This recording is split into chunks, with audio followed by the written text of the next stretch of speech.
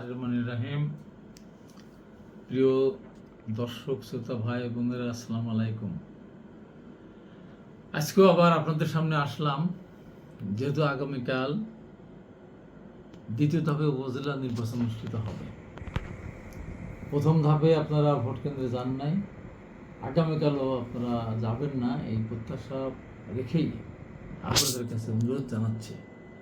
বর্তমান এই অবৈধ সরকার, ভোটারবিহীন সরকার, একতরফাভাবে নির্বাচিত সরকার দেশের অর্থনীতি থেকে শুরু করে সব কিছুকে ধ্বংস করে দিয়েছে।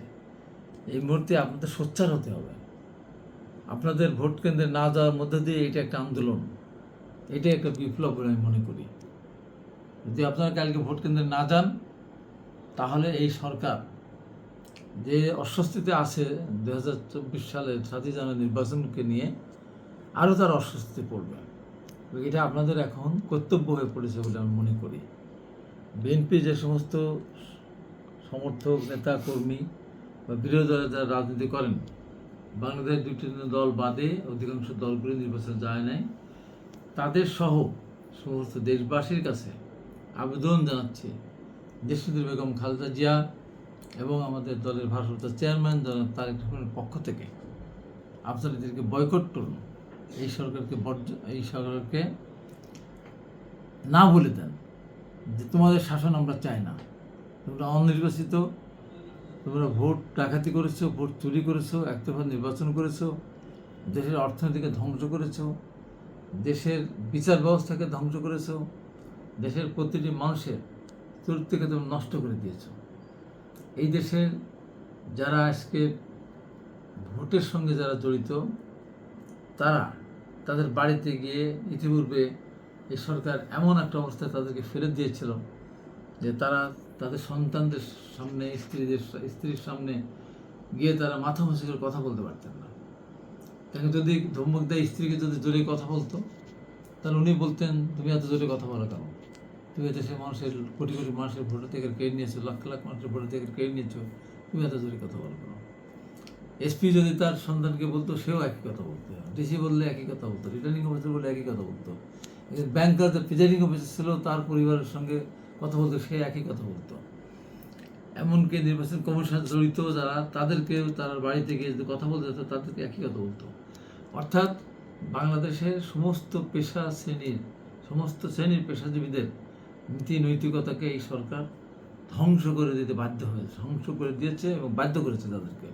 এর ভিতরে অনেক ভালো ভালো অফিসার আছেন যারা এটা চান নাই, তাদের ভিতরে তাদের অন্তর কাঁদে যে মানুষ ভোট দিতে আসে না, আমরা তাদের ভোটটা দিয়ে দিই, গণভোটের ভোট দিয়ে দিই, 100% ভোট কাজ করে দিই।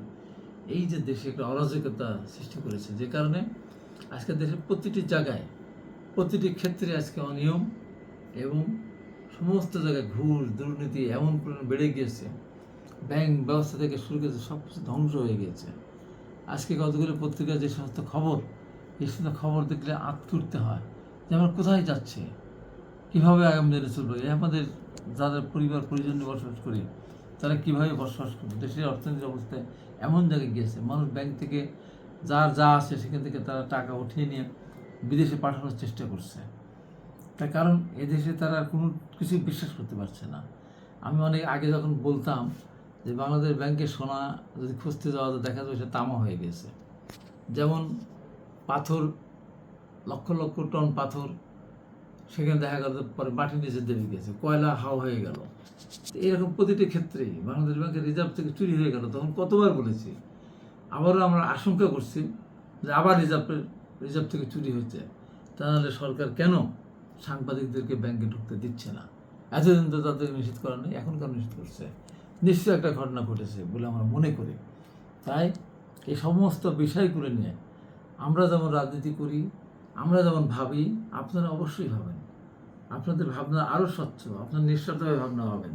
সেই ভাবনা থেকেই বলবো যে আসুন, জনগণের কাতারে এসে জনগণের সাথে সহমত পোষণ করে আগামীকাল যে সমস্ত এলাকায় নির্বাচন আছে, সেই সমস্ত এলাকায় আপনারা কেউ ভোট কেন্দ্রে যাবেন না, এবং কালকে ভোট কেন্দ্রে না যাওয়ার মধ্যে দিয়ে সরকারে আরেকবার জানিয়ে দেন যে এই সরকারের সাথে, বর্তমান সরকারের সাথে আমরা নেই, অনৈতিক সরকারকে আমরা ত্যাগ করলাম।